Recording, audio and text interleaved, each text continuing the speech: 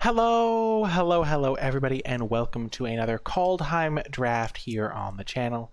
Before I dive in, I do want to remind you that if you enjoy the video, be sure to hit that thumbs up button, subscribe to the channel, and leave a comment in the comment section down below with your questions and feedback. If you would like to support the stream directly, the channel directly, you can do so via the Patreon at patreon.com/NicolaiBolas. Even just $1 a month goes a long way and gains you access to my card-by-card grade spreadsheet for Kaldheim. So really appreciate everyone who does that. And also, if you have Amazon Prime, you can support my channel directly by linking your Amazon account and your Twitch account, and then subscribing to my Twitch channel. Even if you don't watch Twitch, it's free to subscribe to the Twitch channel if you have Amazon Prime. So it's another way of helping me out at no cost to yourself. But yeah. You may be wondering why I have no camera for this draft. I just wanted to be a little bit more relaxed. I didn't really want to stream a draft. I wanted to just do a normal draft so I could focus on the picks and the plays. This pack is pretty interesting, though. We're finally getting into it. Ice Tunnel's a pretty nice snowland because it fits. The Sultai colors are really the best snow colors. I would like a green snowland, like green blue's the best one, I think. But Sultai, this one's a pretty decent one. Works with Priest. These cards, this pack just isn't very good, so when the pack isn't good, defaulting to a Sultai Snowland is a pretty good bet. Elven Bow is a card that I do like as well. Provoke the Trolls I'm not a huge fan of because 3 damage for 4 mana is not a ton, so, but if you do have a couple of 4/4s, it gets a lot better. But I'm going to start with the Ice Tunnel here. Pretty flexible card, and then we get to follow that up with a Spirit of the Alderguard. Really nice card. I was looking at some stats from 17 Lands, which is a website that compiles data from MTG Arena, and Spirit of the Alderguard was one of the highest win percentage cards when you had it in your opening hand, and so it's a card that I've been looking to take higher ever since I learned that data out. It's like a bunch of rares and mythics, and then Spirit of the Alderguard is randomly like number 6 or something, so it's a really good card. Sultai Snow, we're off to a great start. There's a Glittering Frost, Horizon Seeker, both of which are great for the deck. A rare was taken, so we don't get a huge signal point, but Spirit of the Alderguard's pretty great, so hopefully it wasn't a green rare. Okay, the land is not perfect for what we're doing. We're going to try to stick to 3 colors here. Skemfor Elderhall can be nice if you are playing a Sultai deck, but I try to make my deck base 2 colors, preferably base green, black, or green, blue. Skemfor Elderhall can help with that. I think, however, that I'm going to take the Horizon Seeker. When I don't know my base colors, I'm just going to take a card that helps me solidify my deck into green, which works really well with the snow payoffs and New Horizons and things. Not New Horizons. The 3-mana enchantment that we just saw. And so I'm just going to take the Horizon Seeker over, I think Elderhall would be my second pick, and then maybe Lindworm. I do think the Lindworm is pretty nice. Wow. Well, this is a pretty key decision point. I will say that this is probably just a pretty easy poison the cup. We might even wheel some of those Skemfor Elderhalls. This is also the sort of pick that defines my deck to be a green-black snow deck that then splashes blue using Ice Tunnel rather than a blue-green snow deck. Getting a 4th pick poison the cup is a really nice signal for this, and so I'm pretty happy to have that. Grizzled Outrider would be a fine pickup otherwise. There's also a couple of other black cards. Rimewood Falls is really painful to pass because it does kind of indicate that snow might be open to the people next to me. But there's not any, I haven't seen any great blue cards so far, so I'm just going to take Poison the Cup here. I think it'd be irresponsible not to take it.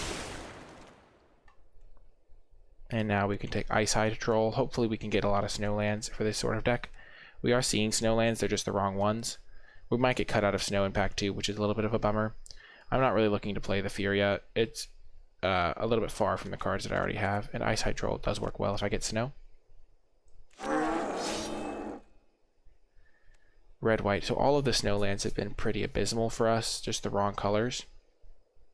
We could take Carful Kennelmaster, it's okay. Crush the Weak if we wanted to splash red. Sometimes that's an okay card for a snow deck. Jaspera Sentinel is never really a card that I like. Jaspera. The Alpine Meadow is really not great, so I'm just going to take the Crush the Weak on the off chance that we end up needing it. I'm not going to really be a Carful Kennelmaster deck, I don't think. We kind of got baited down the snow path here, it looks like. All the Snowlands that have been passed to us have been the wrong colors. Here we'll just take a Knotfold Recluse. We are seeing a lot of good red cards. But given the way our draft started, we kind of started off with a Spirit of the Alderguard, and then we just kind of followed this path wherever it led. just like wide open here. I guess we could still transition to green-white or something. I didn't really consider that before, but fourth pick Poison the Cup, followed by no really great black cards. We have a few green cards to speak of. Skemfar Elderhall wheeling is nice. This deck would have been much better if we'd started off a little bit differently, but I think we're going to probably still end up black-green, splashing blue, hopefully. Just a little bit of a weird start to the draft. Green should be open in pack 2 because we haven't passed anything good that's green, so that can hopefully bail us out a little bit from a bit of a rough start. I don't really regret the individual picks early on. I don't know when I was supposed to identify that red-white was open, but should be okay. Coma's Faithful is a pretty reasonable card, so it's nice to get this. Gaining the life can be really useful. And another Skemfar Elderhall. I do want to try Raider's Carve. I've heard good things about it, and my creatures can crew it pretty reasonably, but I'm just going to take another Elderhall. It is a bit of a downside to have too many tap lands. Oh, Grizzled Outrider come into my deck. Perfect. So green is looking open. We only have one snow land, which makes Spirit a lot worse, but we're going to hope to pick up the slack later. We did see a lot of snow lands. They were just all the wrong colors. So maybe the person took a snow rare out of the pack in front of us, but it looks like green is open because the Outrider came back. That makes me feel a lot better about where we're at. It's also possible that I think green-black is where we're supposed to, that is a good spot because the Skemfar Elderhalls are coming back, so if any green-black gold cards get opened, we should have a decent chance of seeing them. Overall, pretty happy with where we're at here, considering the way the draft has gone. Spirit of the Alder Guard is really good. Oh, I can't change my deck box picture yet. I'm really hoping it's going to be the Spirit.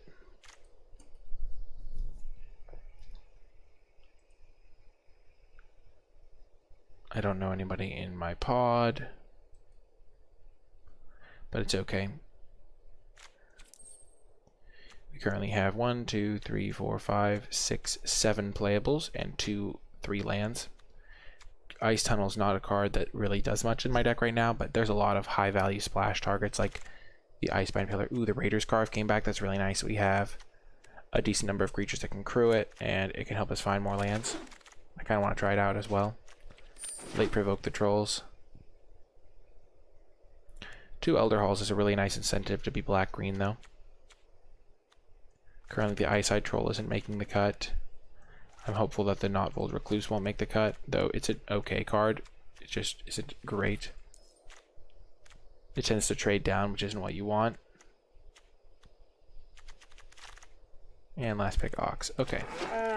Big pack 2, and we hit a interesting spot here. Snow-Covered Forest is great, obviously. Cosima's a really good card, but it's not really a good splash card because you want to play it on turn 3, and if you're going to splash a card, you ideally don't want to have it need to come down until a little bit later. So we're going to just take the Snow-Covered Forest here. I think it's the more responsible pick. I think it's the pick that's going to give our deck the most value here because we do have a Spirit of the Alder Guard, a Horizon Seeker, and black-green tends to get some snow stuff. Cosima's good, and you might wonder why I don't want to just switch into a blue-green deck, but when I have 2 Skemfar Elder Halls, it really incentivizes me to stick to black-green, and Cosima is just not a good part of that because if I top deck this late, it's just a 3-mana 2/4. It really has to be one of your main color cards. Okay. Now, in this pack, there's another tricky pick to make. There is a Narfi Betrayer King, which is a card that I think is very good if you get enough snow lands, but unfortunately we do not have the snow lands, so I think we're going to have to take the Ice Tunnel here. It's a safer pick. We don't necessarily don't even really have snow payoffs, but Narfi, again, it's not a card that I'm going to be looking to splash if I don't have the snow lands, if I don't have the snow payoffs. Getting up to a 3rd snow land is really nice. And so I'm actually pretty happy to take an Ice Tunnel over a Narfi, even though typically you'd want to just jam a Narfi into your deck. I think that the Snowland's going to be higher value. It gives me a little bit of hope to see Narfi because it means that the person next to me is not drafting Snow. The Narfi's not going to wheel because any blue-black drafter is going to be happy to have it, but it's not a 0% chance to wheel. It's probably more like a 5% chance to wheel, so like once every 20 drafts it'll wheel or something like that, if nobody else is drafting a black-blue deck that can use it. And now we get the Snow-Covered Island. So pack 2 has really been good to us so far. We are going to try to play at least one blue card. We can search up the land with Horizon Seeker, Spirit, and we have pretty decent mana for splashing a blue card. And Ice-Hide Troll is looking a lot better now that we have some more Snowlands. Sultai Snow is a really good spot to end up. Koma's Faithful would be a pretty decent wheel, I think. And Ascendant Spirit. This is one that I've wanted to try, but there's also, and it's a nice little blue card. It does require a lot of snow. It requires 4. There's also just a snow-covered swamp and a Blizzard Brawl in this pack. Again, so currently our only snow payoff is Spirit of the Alder Guard. Ascendant Spirit as a splash also isn't that good because you want to get it down early so you can start leveling it up.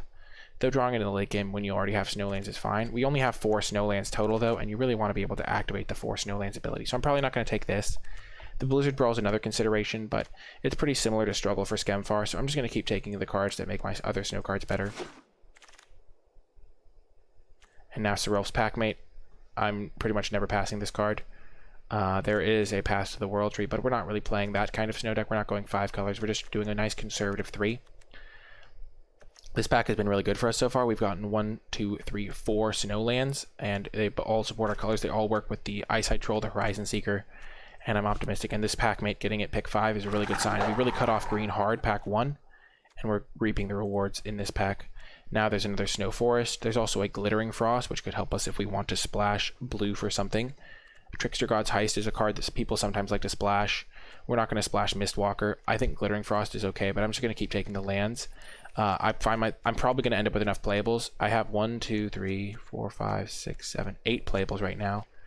I could play the Knotfold Recluse, which is 9, and so that means I have 2 packs to get, or like 25 picks to get 15 playables, which is pretty reasonable to expect that I can do that. And this Snow-Covered Forest just make all the other cards much better. Another Snow-Covered Forest. So we're really gearing up for a nice little pack of snow payoffs here. We'll take the Glacial Floodplain. It's between that and Depart the Realm, I guess. How many creatures do we have? 6 creatures. I guess we're not splashing that. We could take the Snakeskin Veil as well. It's a very reasonable card. And this is a semi-on color Snowland. But if we do see a Path to the World Tree or something, we could splash white for it. I'm just going to take Snakeskin Veil. I'm just going to need to make playables. It's a little bit of a more responsible pick. And now Grizzled Outrider is a card I'm fine playing multiple copies of. I don't mind filling out the top end of my curve a little bit. Another Koma's Faithful will be okay, but I don't want to mill myself too much because I might run out of cards then. And I think Grizzled Outrider is a fine top end inclusion.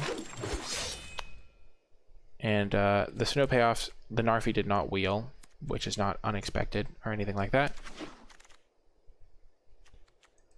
And I guess I'll take this because it's one of my main colors. I have some number of creatures. There is another Grizzled Outrider. So we're gearing up for a big pack 3 here.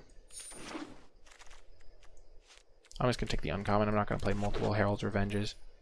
So 3 Grizzled Outriders. Our current only snow payoff is the Spirit and the Ice-Hide Troll, which is a decent number. I mean, those are 2 pretty good payoffs for snow. We have a lot of Snowlands to make our Ice-Hide Troll better. We have 3, 4, 5, 6, 7 Snowlands, which is a really good spot to be going into pack 3. Unfortunately, someone's going to have snapped up that Ascendant Spirit, which means they're going to be taking Snowlands ambitiously, which hopefully means that we can get the snow payoffs in pack 3. It's a pretty much feast or famine approach here that we've taken for ourselves. We have 1, 2, 3 Snowlands that we're pretty happy playing for a blue source of a splash. Okay, so Tyvar Kell, Elves Control can add black mana. We have Elder Hall to make elves, and then we can make an Elf Warrior, and whenever you cast an elf, it gains haste. So Tyvar Kell is okay. It's just a 1/1 generator. Making a 1/1 every turn is not the worst, but I think it's probably just worse than Horizon Seeker in our deck. We don't need another Snow Island. And I'm not a huge fan of Tyvar Kell. A 4-mana card that makes a 1/1 every turn, and it's really easy to kill, is just not great.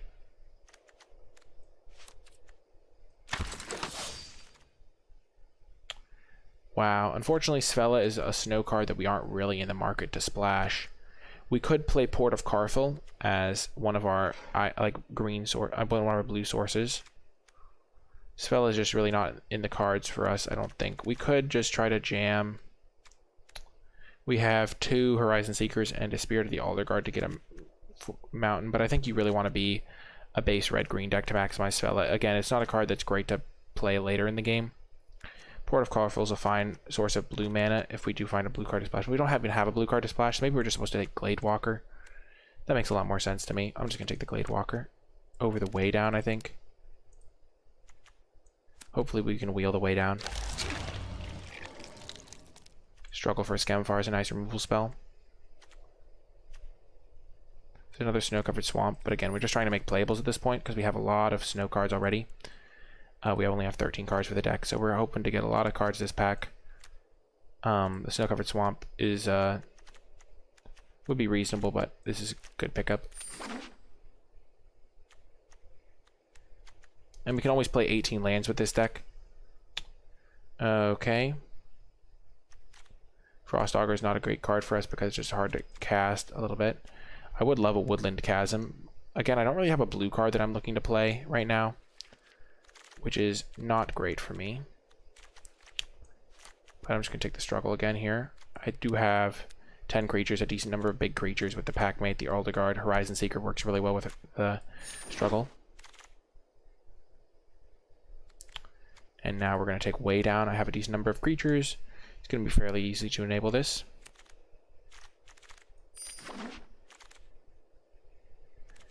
Wow, this is a big pickup. Eyesight Troll number 2, really nice. We have a lot of snowlands. The Eyesight Troll is a pretty scary threat if you have snowlands.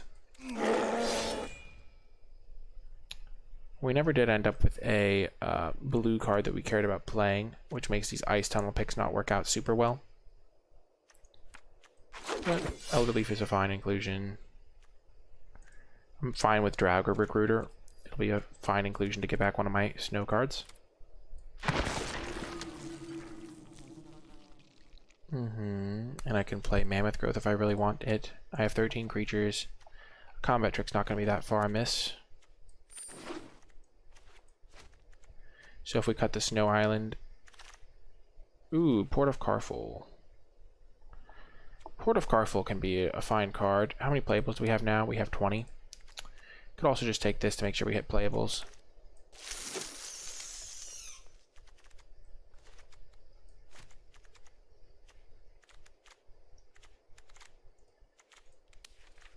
This is one of the risks of a snow deck, though, for sure. If we had somehow been a red snow deck, it would have been a lot better for us.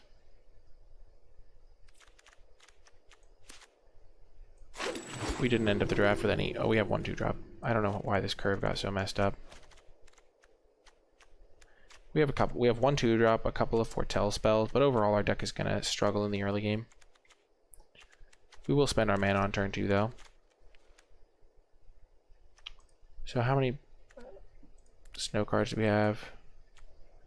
1, 2, 3, 4, 5, 6, 7. I'm just gonna take another Raider's Carve. It's gonna work pretty nicely in the deck, I think. It does a similar thing where it draws you a card. I guess we could splash that, and we could play Scorn Effigy if we really need it. If we really wanted to Depart the Realm, we could splash it, but I think we'll just pass on the island and the Depart the Realm. And then we can play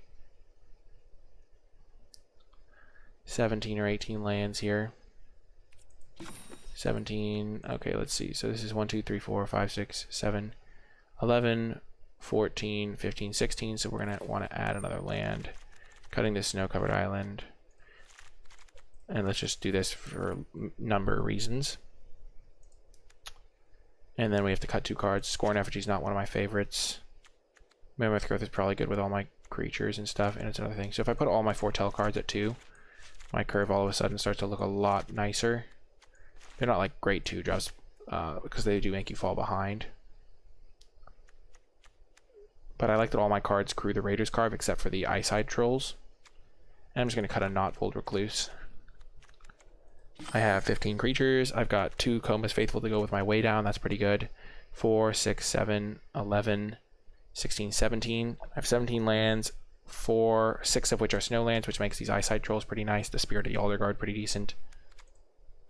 I think I'm going to play these as like half on color. But I'm not going to play like a straight off color one. Interesting deck. There was a period in Pack 2 where we saw multiple payoffs that would have ended up making our deck a lot better. But it was hard to know that the Narfi would have been good in our deck when we at that point because we only had one snow land. And then the Ascendant Spirit was also tough because we only had 4 snow lands when we saw the Ascendant Spirit, and it's not a guarantee that we're going to see snow lands. So they just kind of came at awkward timings. But I think this deck is pretty sweet still. I'm interested to see how it plays out. We have 3 like good snow payoffs, a couple of good lands in the Skemfars, and the Raiders carves are actually really good in our deck, so I'm going to enjoy trying out that card, seeing how it performs, because I've heard some good things about it. That is going to do it for the build portion of the deck, and I will see you folks in the matches. Before I get to the matches, I want to give a huge shout out to all of the patrons who support me over at patreon.com/NicolaiBolas, especially those who support me at the credits level. I really do appreciate the support, and it is thanks to the support of patrons that I'm able to continue producing high quality videos on a consistent basis. Even those who pledge just a single $1 a month really do help me out, and all patrons gain access to my card by card grade spreadsheet for Kaldheim, so you get that nice little resource no matter what level of patron you are, and then you can get access to other cool things at higher tiers. But without further ado, let's get to the matches. Okie doke, round 1. We are playing. I changed the mana base a tiny bit from what I was showing before. I hadn't realized my distribution. Since I have mostly green cards, I went with a 10-7 split of green to black. Though with the Elder Halls requiring double, I could see switching that a little bit. We're going to keep this hand. We need 1 black source.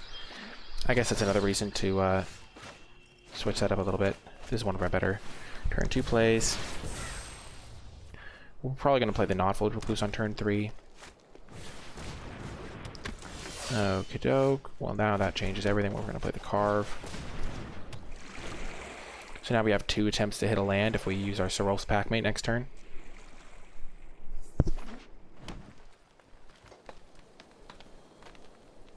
The Carve is actually looking really good right now. Our deck crews it very effectively.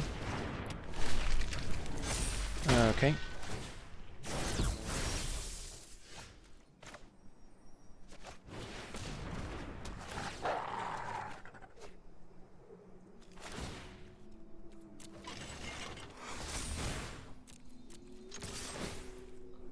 I will take action. Nice.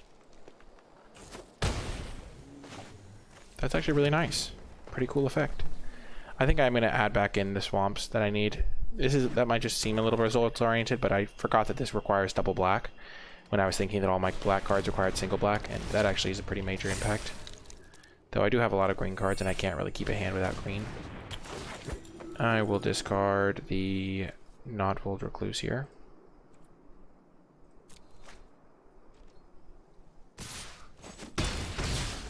Okay, so they put a counter onto this guy. I need to make sure I don't die to poison accidentally. I will, first things first, crew this and attack, because that will help inform my decisions if I hit a swamp or not. Okay, Spirit can help get me a swamp.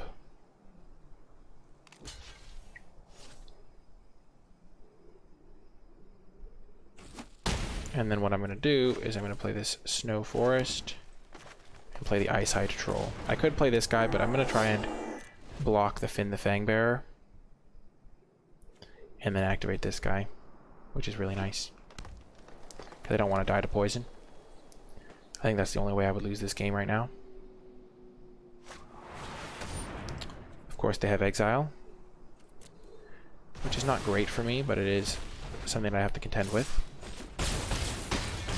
I guess I would actually die to normal damage first. Okay, so I can play Spirit. Get a snow-covered swamp.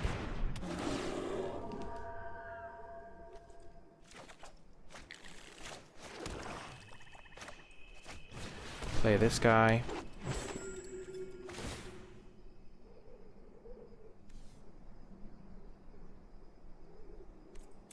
Do I want to attack them again?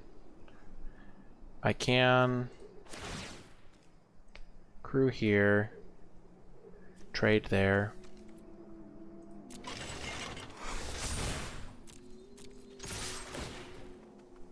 Struggle for Skemfar is nice. They don't know I have it. I'm not going to die to poison. If they kill this, they hit me for 4, 5, 6 damage, so I don't die. And I can go low to poison. I can go to 2 from poison.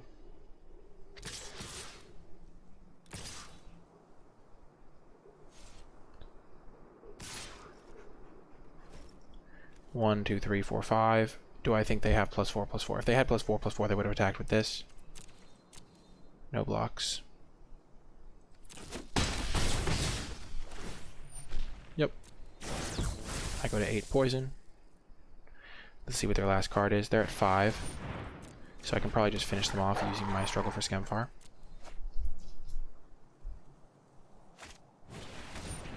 Okay, maybe not. My turn. So here we're looking at, we have 4 attackers potentially. Or 3 attackers. 1, 2, 3, 4, 5, 6, 7. I'm 1 land off of doing everything that I want.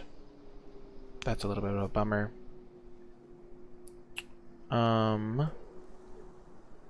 So if I was to crew this up, fight this, attack, then they might have to, then they'll have to block with their Sculptor of Winter. I could potentially hit another land. Not trading theirs. I was hoping they wouldn't have 2 creatures. They probably had a creature off the pack mate. So what are we going to do here? We could also just struggle for Skemfar to fight the Finn, and then hold up this guy because it blocks all their, bricks all their attackers. I kind of like that.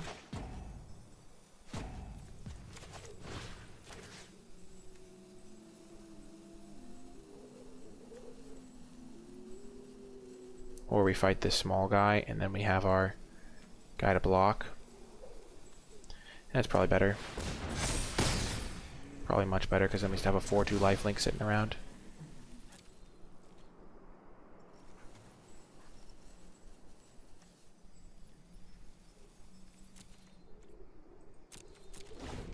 Okay.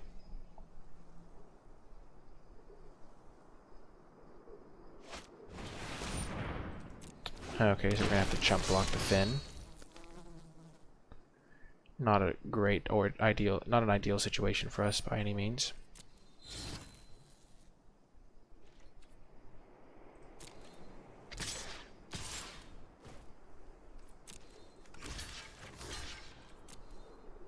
Carful was one of the worst cards we could have seen there.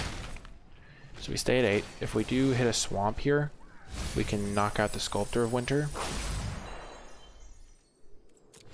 And get some blockers. Ooh, close.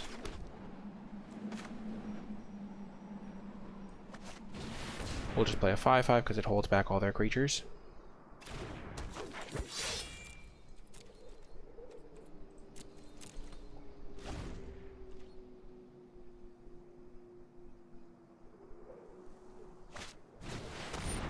Packmate is such a good card.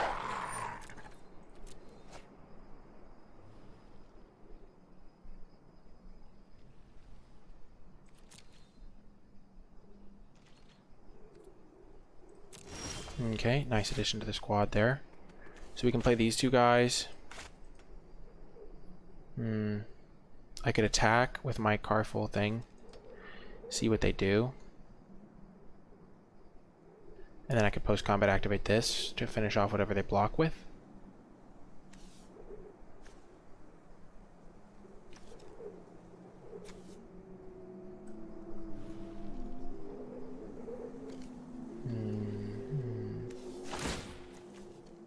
Kind of like that idea. Gives me some chump blockers. Forces them to trade off a creature. Potentially hits me a land. Oh, that's huge.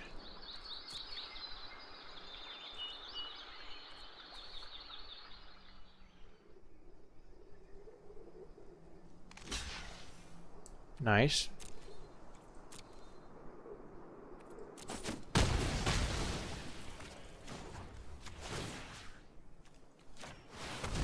That's pretty much what we wanted there. We can finish it off, hopefully. If they have a pump spell, it's a little bit of a bummer. Snakeskin Veil, oh, really wrecks me. Do I die now on the crackback? I block here, here. Oh, yeah. Well, I'm happy with how I played this game. They kind of got lucky, I think, in that Carful Kennelmaster came for them at the right time in the game. And I didn't hit my black sources for a long time. But I have to block there or I die, and then I think I'm just dead. 2, 3, 4, 5. Yeah. Good game, opponent. It was close. Yeah, it just didn't line up well for me. Let's just see what if there was... Yeah. I also drew... I mean, I don't know. This Snakeskin Veil really blew me out. They just have a bunch of pack mates too, which is really hard for me to grind through. I was really close with this Struggle for Skemfar play to killing them. I don't know. It just didn't line up as well. These Carthel Kennelmasters really blew the game wide open. But such is how it goes sometimes. See you folks next round. Welcome to another round. This is a really good hand. Horizon Seeker on turn 3 followed by Struggle for Skemfar is a really nice combo. You kill that creature, you have a 4-3 all of a sudden. We're going to foretell this instead of playing the Glade Walker, because if we get the Horizon Seeker combo going, we'll just hit a lot of land drops in a row before they can tangle with our 4-3. Okay, so now we play the Horizon Seeker. And we hope for the best here. We can fight the Story Seeker, or we can wait until something better comes along. Okay, now we'll fight this because it's got flying, so it's going to be irritating to deal with. Looks like they missed a land drop as well.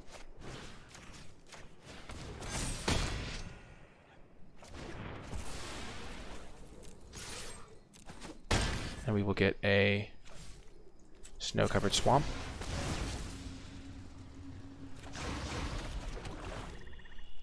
We can even play Glade Walker to make this guy bigger if they play a 3 toughness creature. But this is one of the best combos in our deck, for sure. They could have a bounce spell here.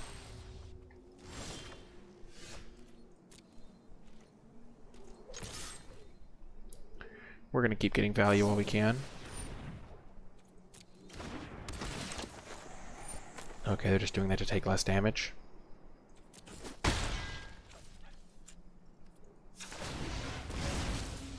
Another Snow-Covered Forest. And we'll actually play an untapped land so that we can play the Knotbolt Recluse and keep the beatdown train rolling. Don't ask me why I didn't play the Snow-Covered Forest. It was just a misclick, kinda. I just totally whiffed on the fact that I had it. Even though I just got it, I just like didn't see it in my hand when I was clicking on lands. So now they have another potential bounce spell here. Eyesight Troll is a great addition to the team here, so we will attack them for 8.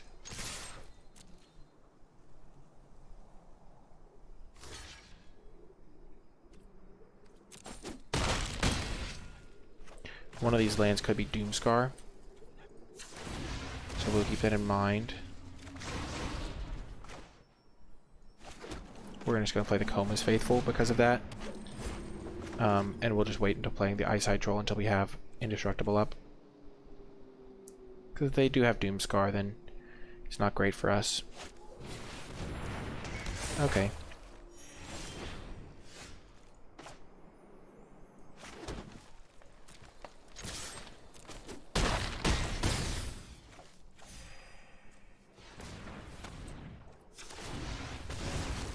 Get another land. We're getting most of our lands out of our deck.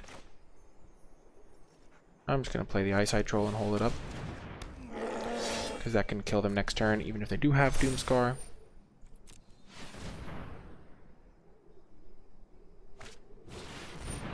Vega the Watcher, that probably means they're dead now. Oh, Augury Raven, sure. They're all resolve. Play the last Snowland. Combat, attack with all. They have to at least chump the Eyesight Troll, which is great for us. Oh, I could have killed them. Okay, never mind, they're dead anyway. I forgot that I could activate the Skemfar Elder Hall.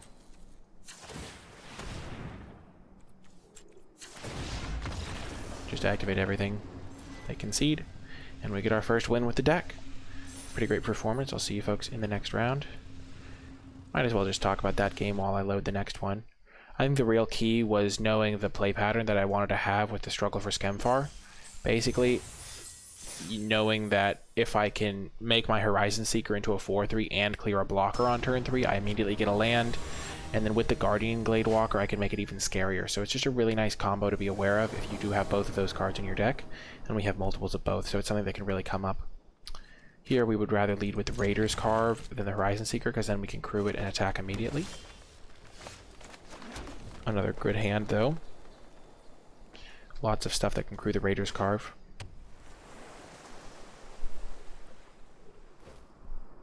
Therefore, telling. If they don't play this on turn 3, it's probably a Behold or Packmate, or it could be a counter spell even. It's Augury Raven, okay? And they miss a land drop again.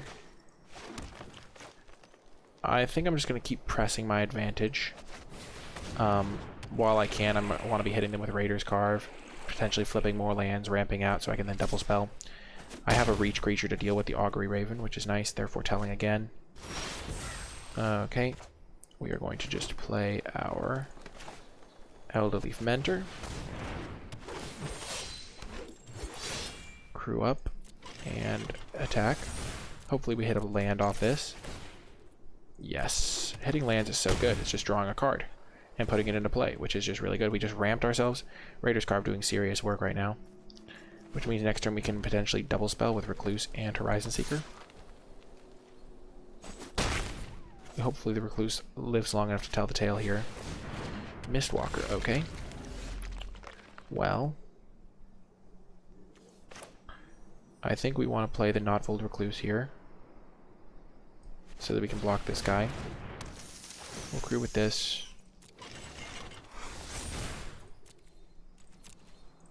And then we will... okay, another Raider's Carve, sure. Then we're going to foretell the Poison the Cup. It might be appealing to foretell the Packmate, but we can just hard cast this on a later turn. But being able to cast this and scry too, potentially, we might even do it on upkeep so we can hit a land drop or set up our Raider's Carve. They could have a Mammoth Growth here, but trading this off is really good for us. I kind of like the idea of setting up Raider's Carve. Ouch, Masked Vandal. So they got a 2-for-1 back. So now we're not going to do the scry play because they don't have anything worth killing.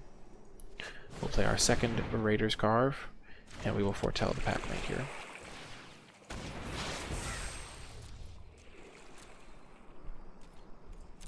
So overall, we're in good shape here. They have only 3 lands still, and we have 5. But we do have to make sure we press our advantage. We also have like as many spells as they do because we've been getting a lot of 2-for-1s. Okay, so they're going to get some value here. They're not going to play anything really worth killing, but we could still Poison the Cup them.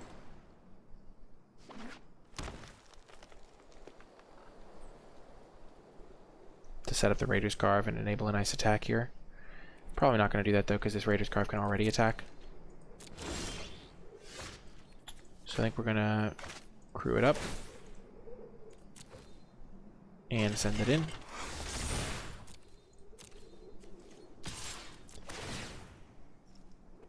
Okay. Okay, they chump block. Interesting. I don't really care about the card on top of my deck, so I'm just going to go get a snow-covered swamp with this and play the Packmate.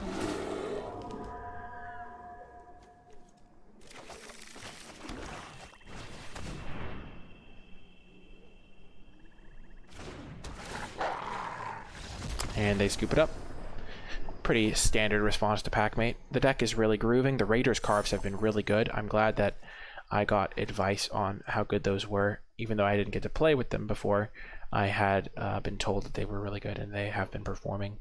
It just feels really good. When you do hit it, it's like decent odds of hitting it when you're building your deck. When you have 17 lands in your deck, it just feels really powerful because you're ramping yourself, you're drawing a card, and that's all attached to basically a 3-mana 4/4 attacker. So Raider's Carve is going up in my estimations a little bit. I see it coming around really late, but if you can build your deck to have 3 powered creatures, it really seems like it can get the job done there.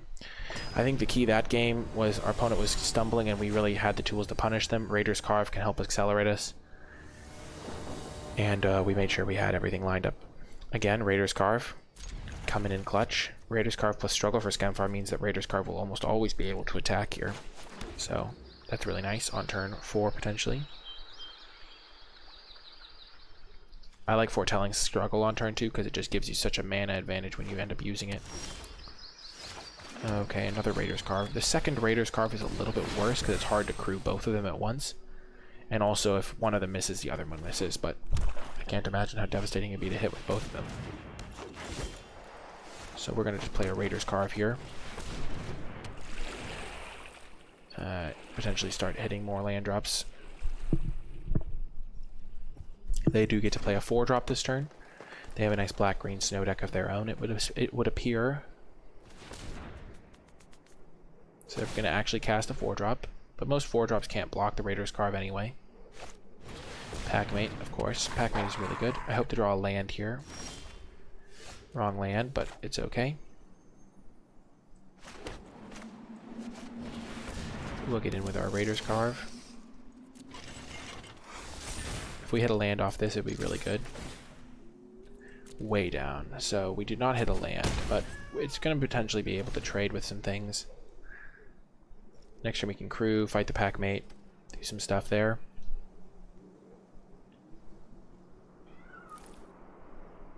And Drago Recruiter could potentially get us some value as well. I could even play Icehide Troll and then use that to fight and then crew with the Raiders Carve as well. Another consideration for sure. Using Way Down to kill a Packmate would be nice though.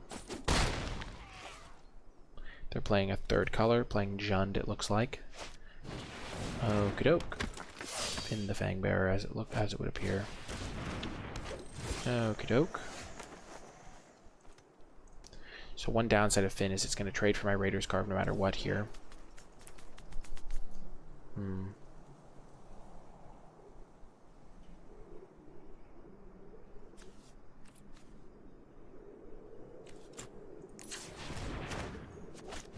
I think I'm going to do this.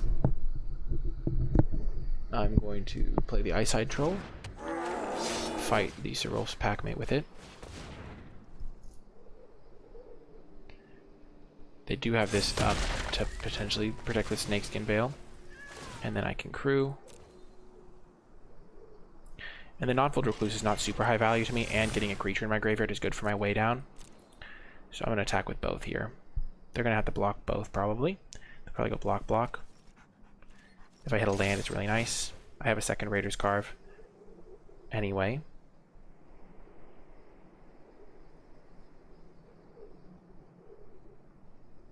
Real nice.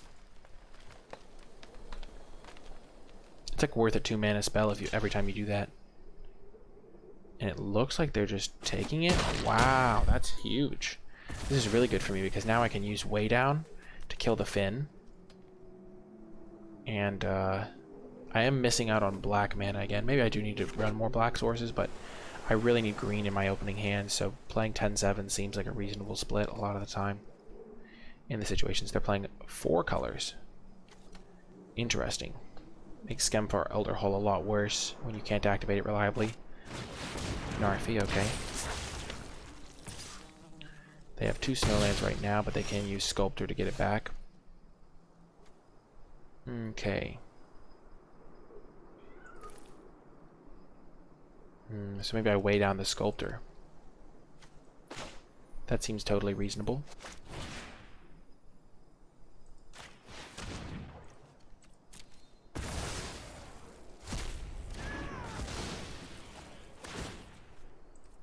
I am looking for another black source here. I'll just play my second Raiders Carve. Oh yes, hitting more lands is always good.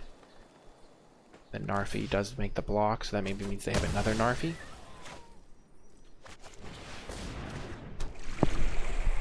I now have 2 Snowlands for my Icehide Troll, which is a big milestone for that card.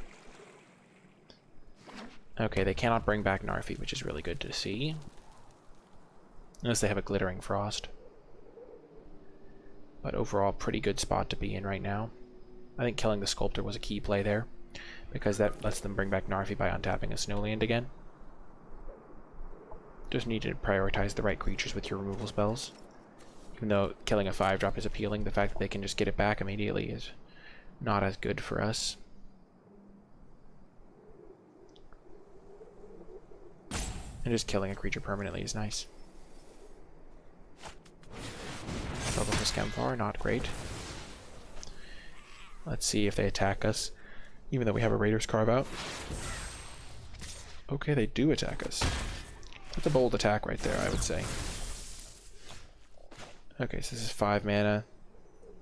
We could also play this, or we could play the Horizon Seeker. I think we just play the 5 mana play. It's the most efficient. It attacks the best. Oh, and there's the swamp we've been looking for. Wow, Raider's Carve is continuing to impress me. I like this card a lot. Crew 3 has felt really easy in our deck. Smooth as a cucumber, as they like to say. That doesn't actually make sense as a saying. Smooth as licorice. Smooth as something. There are many smooth things, is what we're learning. So now they have to block something.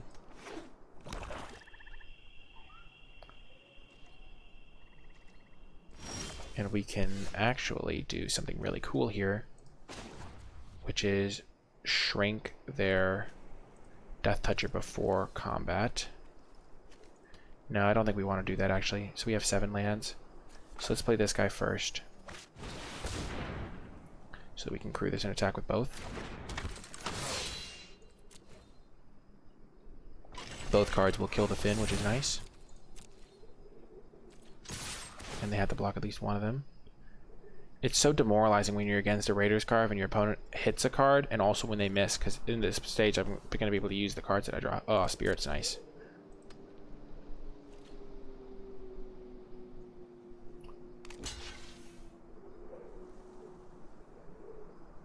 And they can't even trade with both of them.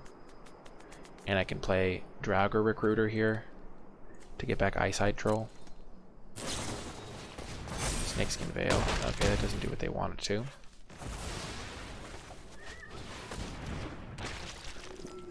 They meant to block the Raiders Carve, I guess.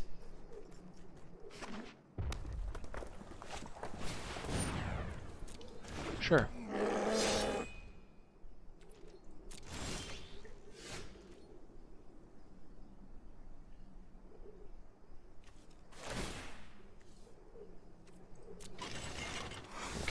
Attack with both. Okay, and then if they block with Svella, then I can finish it off with the Skemfar. Oh, I can just kill it straight up. Nice.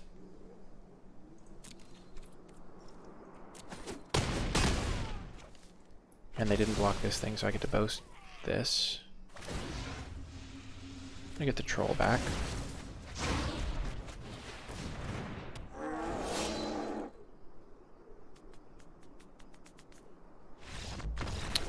Got the win. If they'd used their Snakeskin Veil properly, the game would have been a little bit closer, but I still think I would have been able to shut the door on them, thanks to my Skemfar Elderhall doing some work. I will say that Snakeskin Veil blowing out Skemfar Elderhall was really good against me that one round. So overall, one thing this deck has taught me as well is that I don't need to prioritize 2-drops as much if I have a lot of Foretell cards and my deck is grindy, because I'm still spending my mana, I'm still getting a discount, especially with Struggle for Skemfar. Also, it's taught me that Raiders Carve is just, it feels really good to play. When a card feels really like satisfying and good to play, that's generally a pretty good sign. On the draw, we don't have a way to crew the Carve, but if we hit a couple land drops, we might be in okay shape here. This hand is a little bit clunky, though. It needs to draw multiple lands and a 3-powered creature to crew the Carve. And it doesn't have a black source, so I think this is probably a mulligan. It just feels a lot clunkier than I would like. Like, if I don't draw a 3rd land, I just lose. It's so tough to mulligan, though. And if I hit a...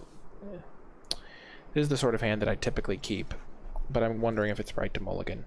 If I hit 1 land, the hand can play the Carve, but I really need to draw 1 land, and then if I don't draw my 4th land, then I'm probably drawing a spell that I can play, because these are all my expensive cards. So that, I think, actually makes me want to keep it, because I need to hit 1 land and 1 spell, or 2 lands. Because if I hit my 4th land, I'm hitting my 5th land. I think this is a weird hand, though, for sure. It can certainly backfire in a lot of situations. But basically, if I hit a land, I'm in good shape. And they're playing a slow deck, so I'm not going to get punished, hopefully. 1 land is the first priority. Luckily I have some foretell, so I'm not going to have to discard a hand size anytime soon. This was the wrong spell, though. Funnily enough. Okie doke. We're going to foretell this. We're going to act as if everything is still going according to plan. That our third land is just around the corner. This is one of the few creatures in our deck that can't actually crew the Grader's card. Well, we missed, but such is the way it goes sometimes. We'll block here. They're going to catch back up here while we struggle to hit our land drops. But if they don't remove our card guy and, like, if they don't have the struggle for Skemfar play, we could maybe... Oh, it looks like they do have struggle for Skemfar. Well, we're going to lose if they have struggle for Skemfar while they run away with their Horizon Seeker. You hate to see it.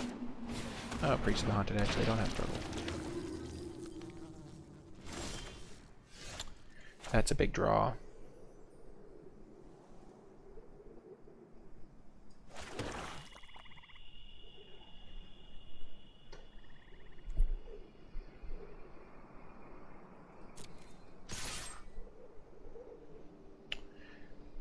Okay, so this is going to be killed by the priest.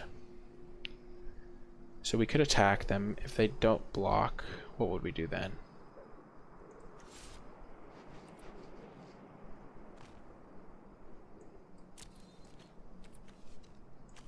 This is another case where, since I'm not going to be crewing it for a while, I'm just going to do this and end the turn. If they want to use this to kill this guy, that's okay with me right now. They'll get to use their Horizon Seeker one time. But my hand is pretty stacked with cards.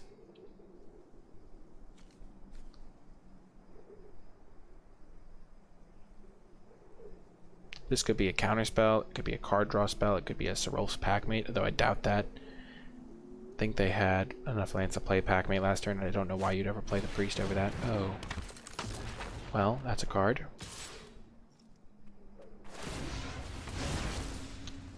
Here's hoping to draw an untapped land for the Spirit of the Alder Guard.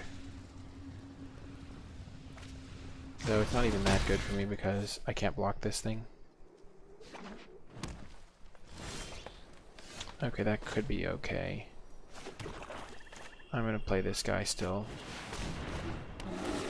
I'm just gonna have to deal with both of their threats. Okay, view battlefield. I have 2 swamps, so I can get a snow-covered forest. 0-4 can block that. I'm probably gonna poison the cup, the Avalanche Caller next turn, and I'm going to play snow-covered forest and fight their Horizon Seeker.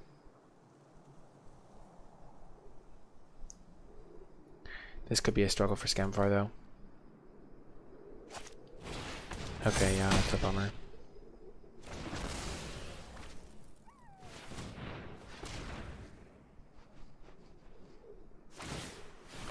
Yeah, I'm gonna have to kill this Avalanche Caller and play my Raider's Carve next turn. Oh, they mistapped. That's really good for me. That misplay could help me catch up a little bit while they're a little bit down on lands.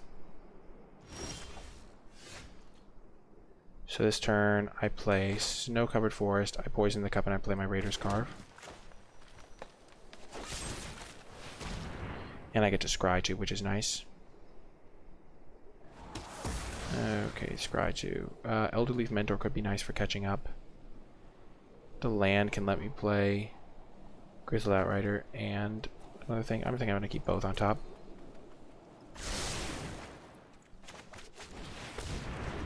Okay, so I'm going to go to 4. But then I might be able to stabilize. Maybe I should have kept them in the opposite order. Okay. Glad I kept the land on top. Sure. So I die to some removal spells, not all of them even.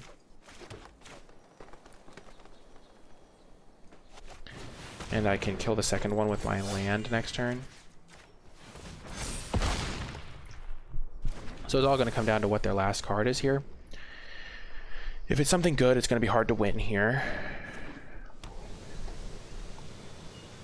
This could be big for a big turn, though. Nice. Huge turn.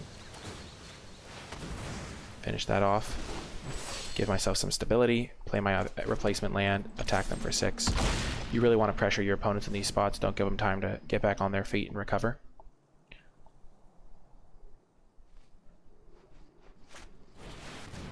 Okay. That was a good draw by them, gotta be said.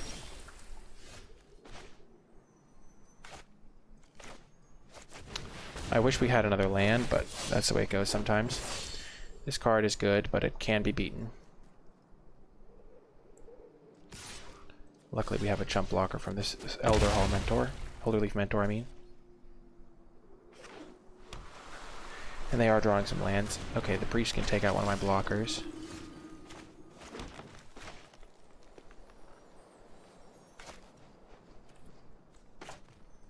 We're just going to double spell here.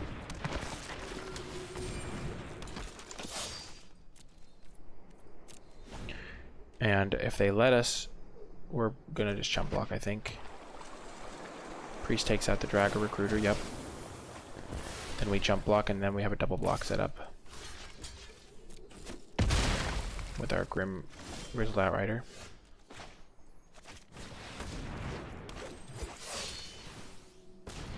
So it's not a great double block, but it is a double block, and then we'll have our Grizzled Outrider against whatever their next play is, plus a struggle. Beautiful. This is great for us. Clear double block. We're not going to be in chump block mode anymore. And now we have Grizzled Outrider plus a struggle. Oh my gosh, gorgeous. We're going to play this because it's the most power. But I will say that the Eyesight Troll is a great addition to the squad. Sure thing. So what we want to do is we want to make this Eyesight Troll as scary as possible. So we're going to do this. Tap the Eyesight Troll. And then have it fight this fella. And this way our Eyesight Troll is a little bit scarier. If they needed if they have a removal spell, they'll be able to kill the Eyesight Troll this turn. But now they're in chump block mode, which is huge. I guess that they thought their best bet was me not realizing to pump my creature. Yeah, that probably is their best bet. Pretty close game overall. Our deck really kind of came through for us there at the end. The Elder Hall was really clutch for killing one of their creatures.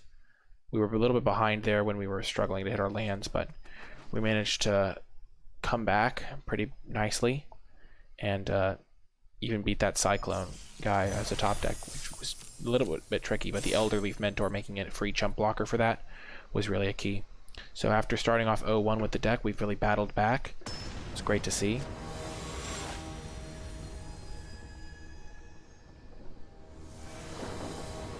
Okay, another close hand on the play, though, with a Sorrel's Packmate to help me hit another land if I need to. I'm going to keep it.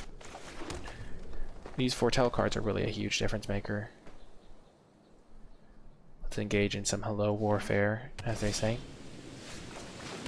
First time drawing Mammoth Growth. This card has a lot of potential with Horizon Seeker. I'm really hoping to get my third land drop here. The game becomes a lot more difficult when you miss your land drops, as can be imagined. So if I hit my land, I can play my Horizon Seeker on curve. It looks like we missed, but we have another draw at it. And we missed again. Real bummer that this has happened 2 games in a row. That's just the way it goes sometimes, though. They're going to hit their land, maybe. Or maybe they're going to miss. Nope, they did not miss their land drop. Well, also a bummer that we cannot cast this Mammoth Growth right now. We're just going to foretell the struggle for Skemfar. And I will attack into them. I guess they could have Snakeskin Veil. That tells me that they probably have struggle for Skemfar as well, and they're looking to get the fight advantage on me. I was fine trading there because I have a lot of other creatures that are good users of the struggle.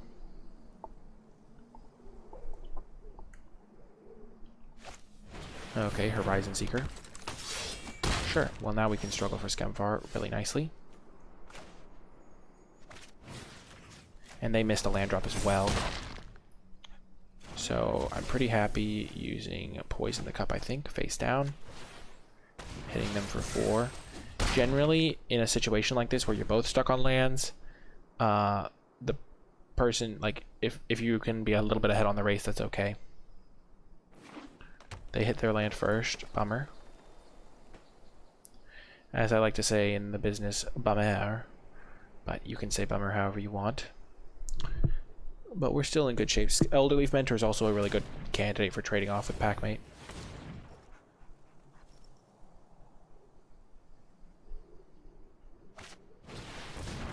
Glittering Frost, okay. Blizzard Brawl. Witherground, okay. Decline to sacrifice the creature. These tap lands are really being a factor in this game.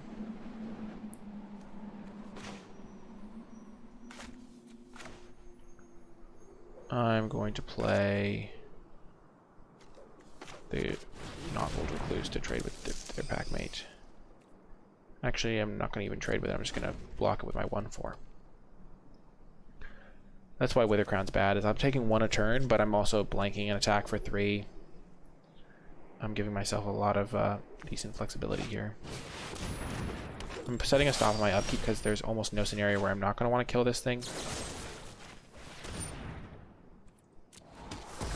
And I want to scry for an untapped land. Okay, I'm not going to be able to use the Dragger Recruiter for a while. So we're going to do it like this. If I do sack the creature, I could use the way down, but I'm not going to want to do that right now. So I'm just going to decline, draw, main, combat, attack with both. If they trade, they take a damage. And then I can play my Horizon Seeker. Post-combat. I'm not going to need my Mammoth Growth. I can use this to end the game, potentially. Nice. And this trade is also fine for me. I'm replacing it with a card that I like having in play as well. And now I don't have to sacrifice my Packmate to enable my way down, which is nice. So they're still looking for lands too, so they have a lot of spells. Oh, they hit another Snowland, a different color, but they gained that color from the Glittering Frost anyway. Frostpeak Yeti, okay. So we can kill that. Perfect. Decline. Frostpeak Yeti, get out of here. This is one of the benefits of way down. Once you trade off a creature, it gets really good. Attack. I can use this ability, get another Snowland. For my deck view battlefield, I have multiple swamps in place, so I can get a forest. Play that forest and get my Ice Troll down. And now I'm threatening lethal next turn, especially with this Mammoth Growth. Any two of my creatures are lethal to them, but they don't know that. I also have this Skemfar Elder Hall on lock here. Okay, they kill my creature. And they Bounding Gold, so they are still alive. Decline.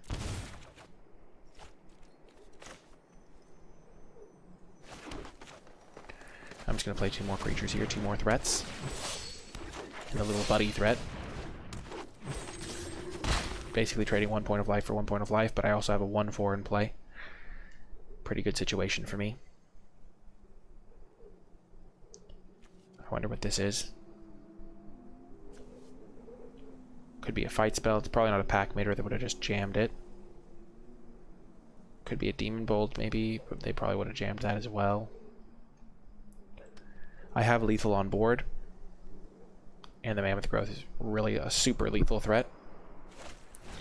Behold the Multiverse, okay. So they have 4 mana with which to deal with all my cards, which is probably impossible here. Unless they have Doomscar and a follow-up land. Or -3/-3 to all creatures. They put 2 on top, so they think they have an answer. Maybe they do have Doomscar. Frostaugur? Okay, that's a start, I guess. And Coma's Faithful, sure. Decline. So let's see, if I attack all, they go block the 3/2 here, block the 1/2 there, they take 2 damage. So instead I'm just going to use this. Kill that guy. Both mill 3 cards. They milled 3 lands. If they block here, they're dead, so they're going to block there. I'm okay with that.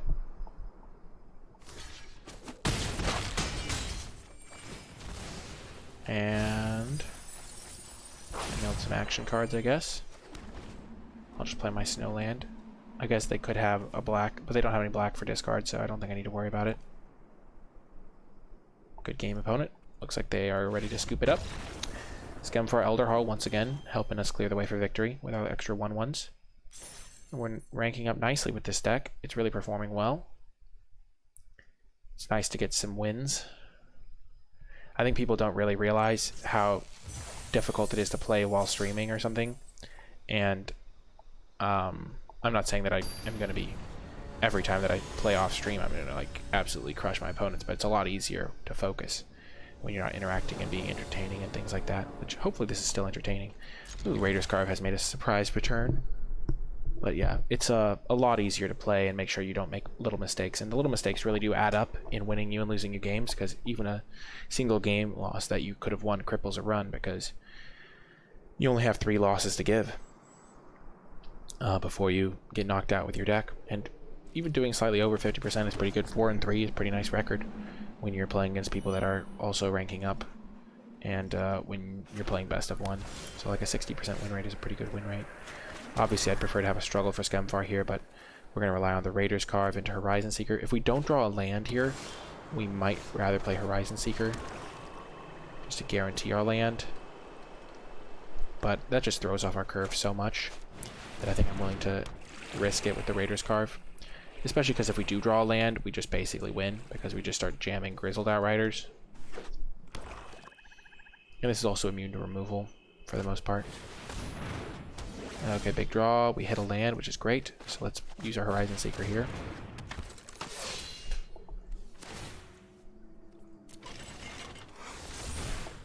I almost messed that up. I'm glad I didn't. Okay, we hit that land card, which is a decent card still for us. It's going to help us to keep these 5/5s around against enemy removal. They probably have a removal spell for this card.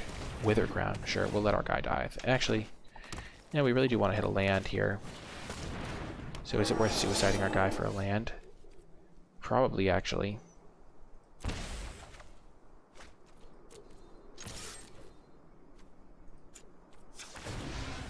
Bum, bum, bum. So do we have 2 black sources? Yes, we do.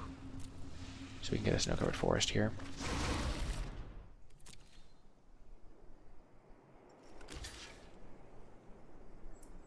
And since we're not going to have time to cast this, we might just want to do this now. Now we'll just let our guy die.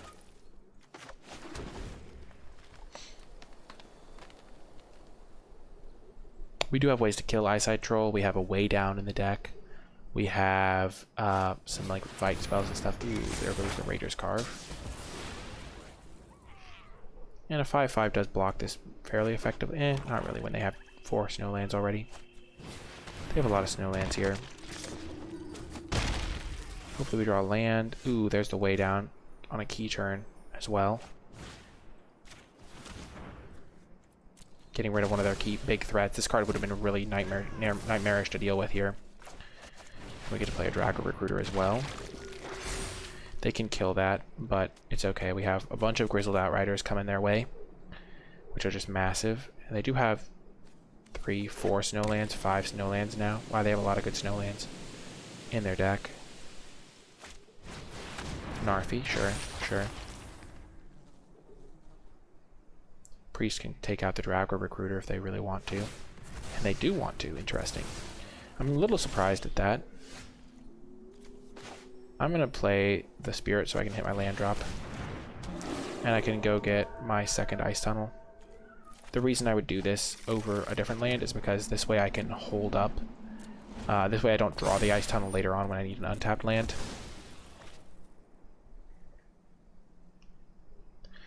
If they go for removal spell, oh gosh, Binding coming back.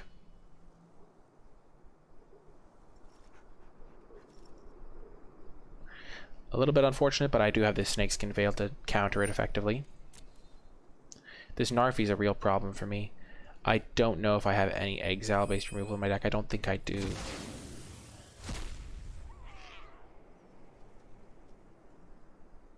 So Narfi's going to do some serious work against me. Okay, yeah, well their deck is just obscenely good. Not really much I can do against this sort of deck where they just have like 3 different snow duels, 4 or 5, they just have all the snow payoffs. I mean, they have a Wither Crown, but still their deck is really good.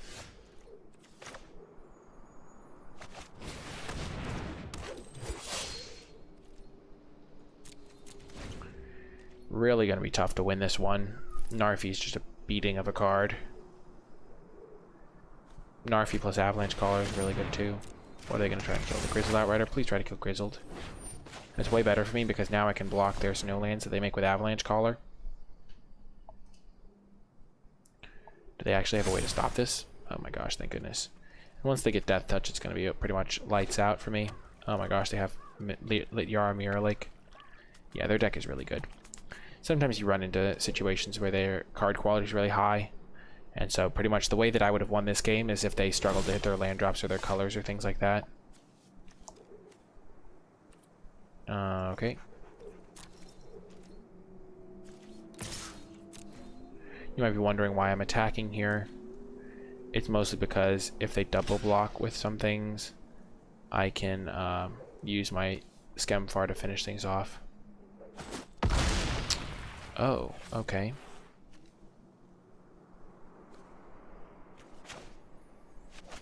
That's interesting that they traded a 4/4. I'll probably trade this for one of their lands if they end up going for it. Probably going to get another snow land here. Yep. Pretty massive amount of snow lands that they've got in their deck. It's kind of absurd. Draugr Recruiter, okay. Yeah, what a deck, what a deck.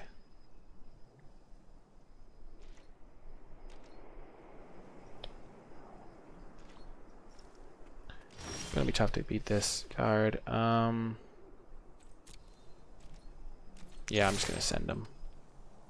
Because next turn I'm just dead on board pretty much. They just animate. They have 3, 6, 9. So they can animate 3 of their snow lands and make them all Death Touch 5/5s.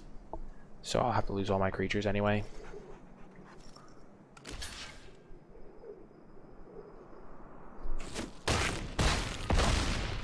Yep. We'll just say good game. And well, I guess we'll make them play it out, but it's pretty much over here. Yep. And now on their turn, they just have to animate their creatures. Oh, they didn't do it in response. Interesting. It doesn't really matter. They just have enough mana to make 3 5/5s. And then attack with everything.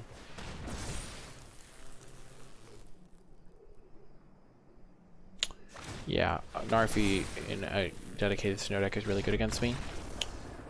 And also Avalanche Caller's a beating. I could have probably beaten the Narfi. I could have even beaten the Narfi plus the Master's Called Recurring Binding, but the Avalanche Caller was too much. That card just makes a bunch of 4/4s. And I don't have a Feed the Serpent to get rid of the Narfi. So it's I needed a struggle for Skemfar to kill the Avalanche Caller, and then I could have had a chance at it. They even had the Draugr thing, so I would have had to kill the Draugr because they could have just suicided in the Draugr to get back the Avalanche.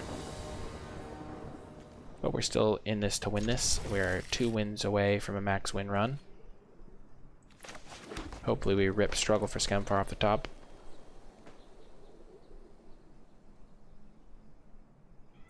We could have maybe even won that game if we just hit our lands perfectly. Like if we'd gone perfectly into the turn, start just jamming 5 drops on turn 4. Or on turn 5, I guess only turn 5 because turn 3, then turn 4 attack with it and start jamming, but would have been pretty good to do that. So they're playing blue-red. Blue-red's a pretty good deck in this format. Elderleaf Mentor is really good against the Raider. If I can go carve into Elderleaf Mentor, crew, attack, have the 1/1 black to 1/1 back to deal with the Raider, I'm in pretty good shape here. Unfortunately, we never seem to hit our 4th land on turn 4. which is a bit of a bummer. If we'd had a tap land as any of these 3 lands, we would have had a much better situation here, because now if we draw a tap land, it's a bummer. But our dream is to play the Elderly Mentor. It will be great. And meanwhile, they're playing 3 colors by turn 3. Such is life. One of the things I really admire about Reed Duke in particular is every turn, it seems like he just takes things as they are. He doesn't have any hopes for the turn of what he hopes his opponent has. He doesn't have any hopes of what he's going to draw. He just looks at what's on the board, makes the best play available to him, and then moves on, which I really respect. Oh, thank goodness I cast this normally. Land me. Oh, baby, let's go. Let's go.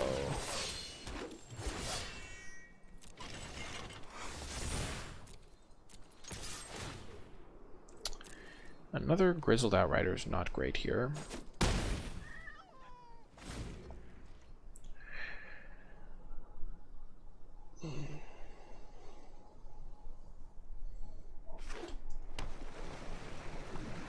Burgie can lead to some explosive turns, so hopefully they don't have one of those. Explosive turns, that is. I know they have a Burgie.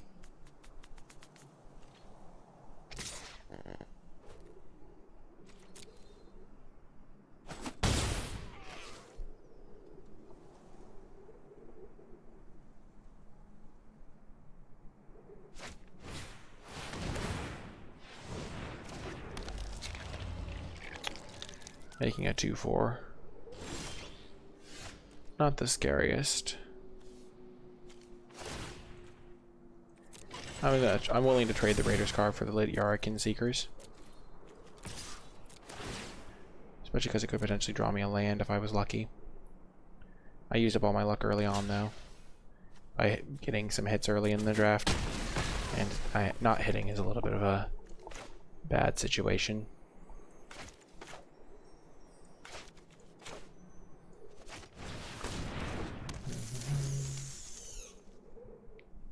I'm playing this because I'd rather trade it off than the Horizon Seeker.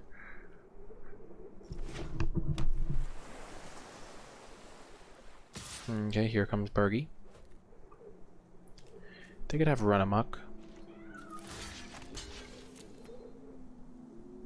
Probably do have Run Amok, but they're attacking with, I guess, 3/3 trading for 4/2 is alright. So that's a good trade for me. I'm going to hopefully be able to stabilize my life total. This 1/1 still doing good work against the Raider.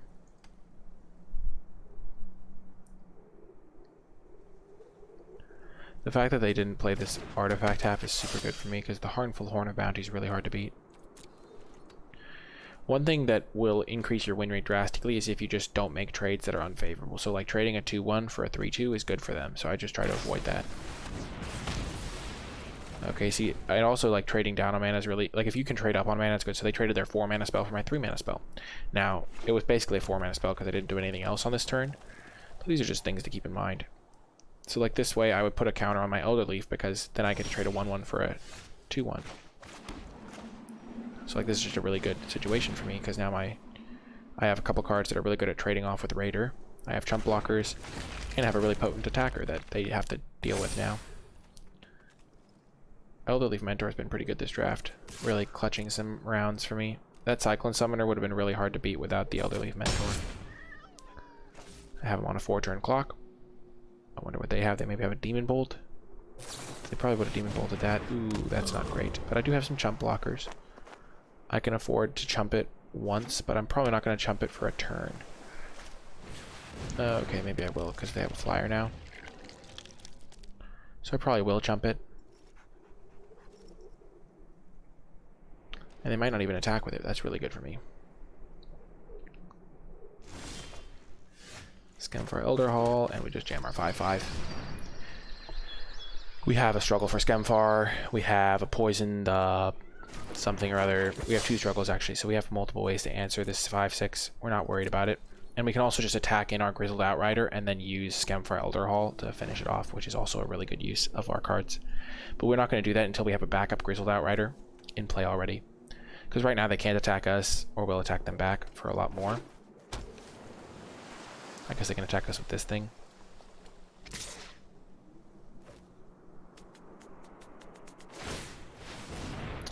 So actually maybe we will attack in. I kind of like it now that I think about it. Because we can attack with both of these guys. Because we're on a 4-turn clock, so it's kind of a quick one.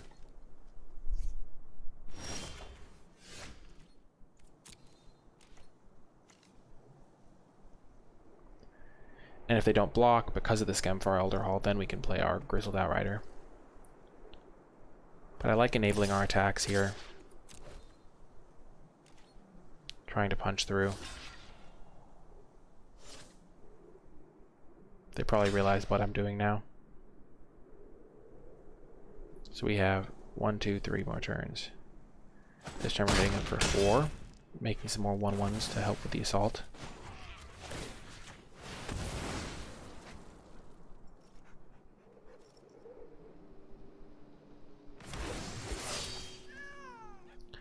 I guess I could have attacked with one of my 1/1s.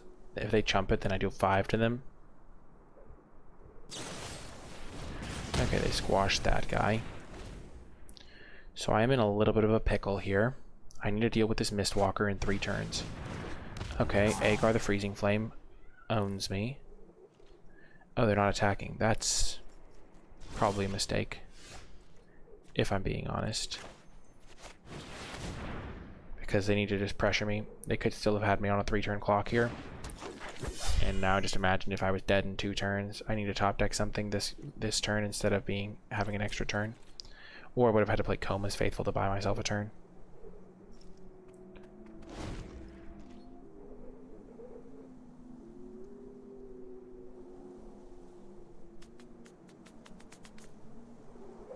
Pretty happy if I can use this Grizzled Outrider to attack and trade with either Agar or the Mistwalker. Oh man, this is really lucky that they didn't attack us with the Mistwalker. That would have been a nightmare to deal with.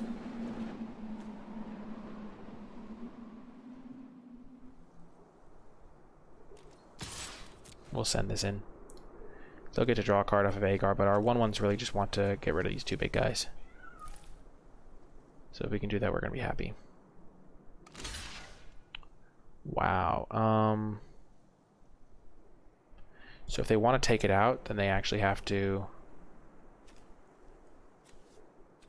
I kind of want to just kill the Agar.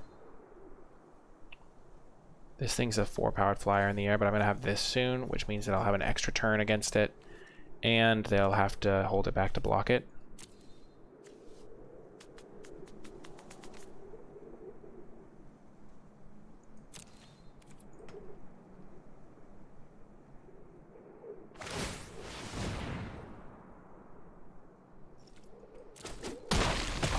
Wow, they didn't even pump it an extra time. Okay, so then they would have lost it, yeah.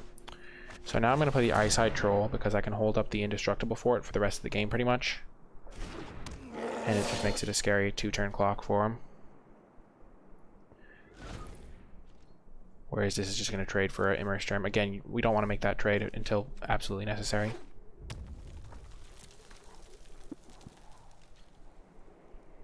Yeah, so we probably would have lost if they had gone for the more aggressive attacking line. This is why even when you think you're stable, you need to start attacking. That was a good draw. If we attack with everything now and they go block, they have to then block, then they're dead.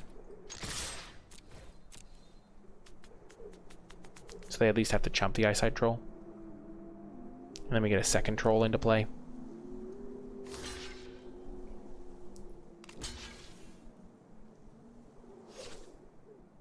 Yep, they have to jump. Eyesight Troll is really good in these situations. Always be aware of the attacks that you can make. And I'm going to hold up.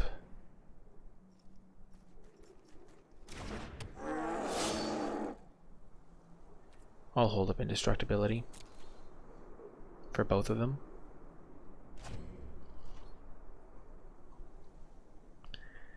Really close game though. They could have got me a little if they'd attacked with this thing, but they don't know what is in my hand. It's kind of scary to attack with that, because then one removal spell and they're just dead. So I can understand the little bit of tentativeness shall we say. Well, we're 6-2. We're 1 win away from a max win run. It'd be real great to get one.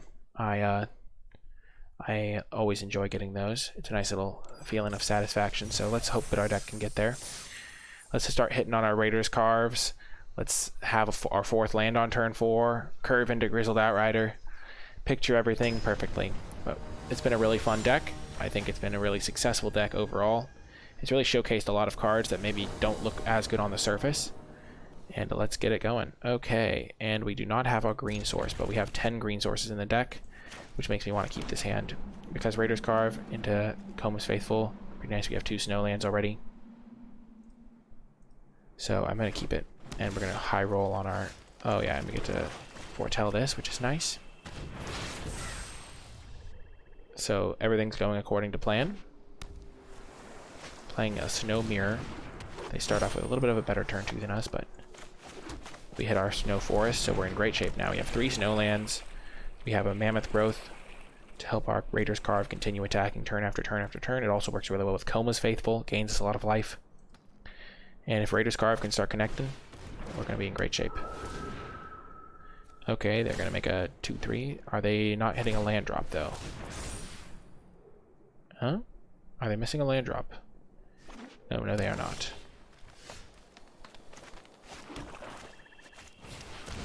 We're going to play this, because I want to be attacking with this 3-1 as early as possible. The 4-2 can block that thing later. Take action. Oh, what a beautiful land to hit right there. Huge draw right there. We can kill their Sculptor of Winter, which is like killing one of their lands, starting next turn, so that's really big. Massive draw. Skemfar Elder Hall is so good to hit off of Raiders Carve.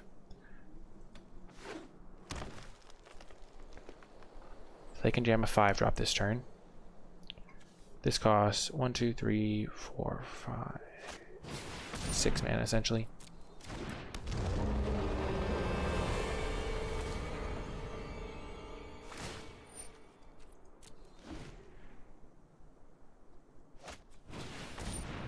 Sure.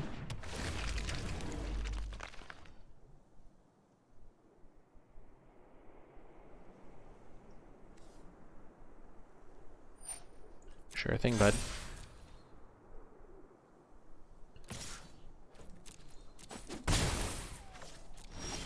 Okay, so let's think. So we could play a land and snipe their Sculptor of Winter, and then they're going to be able to trade this off. Or we could play Knotfold Recluse, tap land, Mammoth Growth. Let's just do that, I think.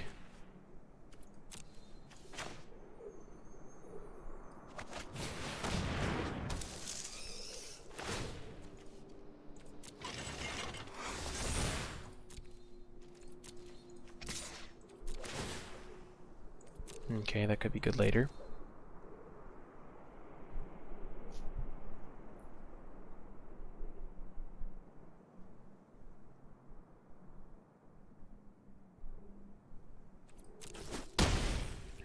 We'll play our tap land now. Okay. So they didn't even have plans of blocking with Yorn. Interesting. Hopefully they go for like a Struggle for Skemfar on this guy and we just blow them out. Also, luckily this Ascendant Spirit is not doing much for them right now.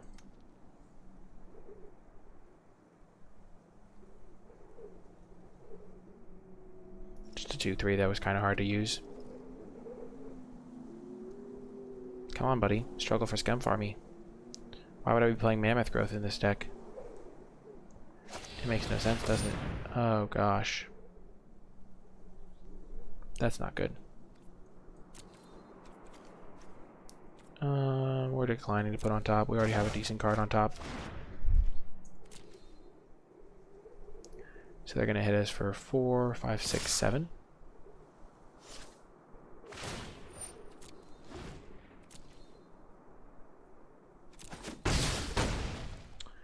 Even untaps Jorn himself.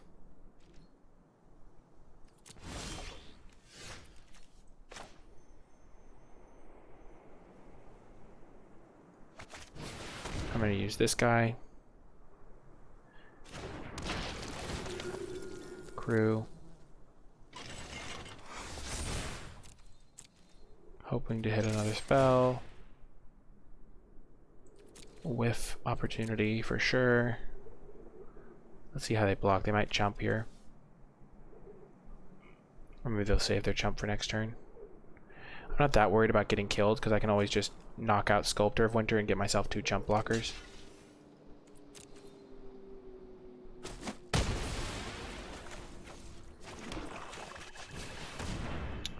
Okay, we're in okay shape.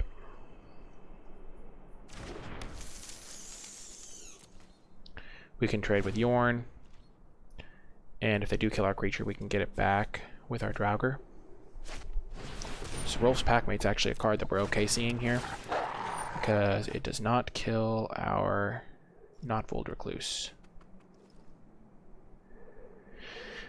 As long as they don't Blizzard Brawl us, we're going to be okay here.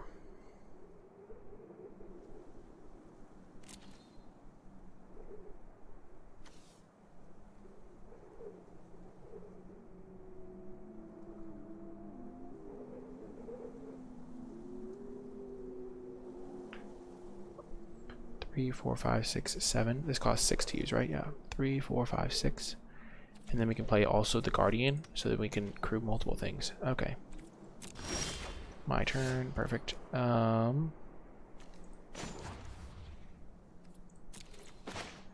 only have 1 other green mana. Ouch. So we can't actually play both. Good to know, good to know. So if we kill this thing, we can't also use our Mammoth Growth. So I kind of like doing this.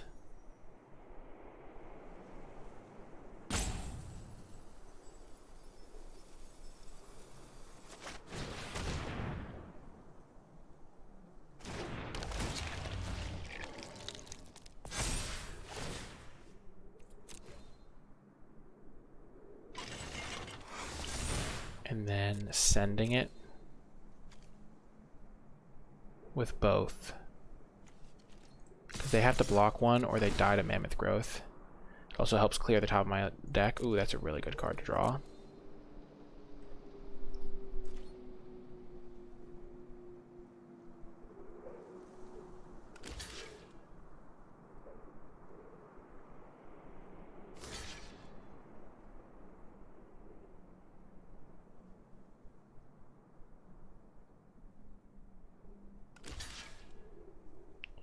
Pretty reasonable triple block to put out. 3, 5, 7, but it just doesn't do what they want it to do. Just gets completely obliterated by this. They could have a combo trick of their own thanks to Sculptor. Or a bounce spell or something, but... Oh my gosh, I get to kill all 3. I didn't even realize that. And they don't even kill mine because they only do 7 to it. Well, that was officially the best Mammoth Growth of all time. Yep. A very good Mammoth Growth. I'll just play my land out. That was pretty unbelievable. One of the best Mammoth Growths possible, I think.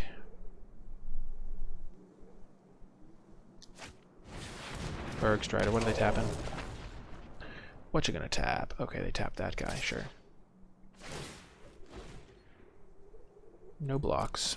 Because this way, I can force them to chump with one of their guys. I play this. I crew.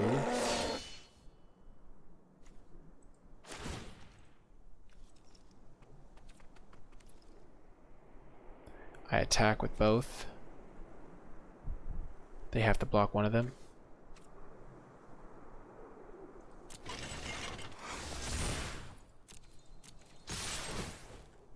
And that's a really good draw too. I don't think they're I doubt that they're playing +4/+4 in their deck. Oh, they trade with both. That's really good for me. Well, now I basically just win because I have an uncontested Eyeside Troll that can double pump itself. I think if they had Mammoth Growth in their deck, their best bet was to like trade with one, top deck Mammoth Growth for the win. But yeah, that Mammoth Growth just won me the game. That was like a weird triple block when Mammoth Growth is in the format. I wouldn't have been able to make that attack if I would have been able to only attack with one of my creatures, my 4/2 probably. I guess that kind of shows how Ascendant Spirit looks in a deck that's not heavy snow. Just like a tricky to cast 2/1. Okay. They're clearing their own library. That's probably smart. I think I have enough mana to use this and pump my guy for lethal. I do.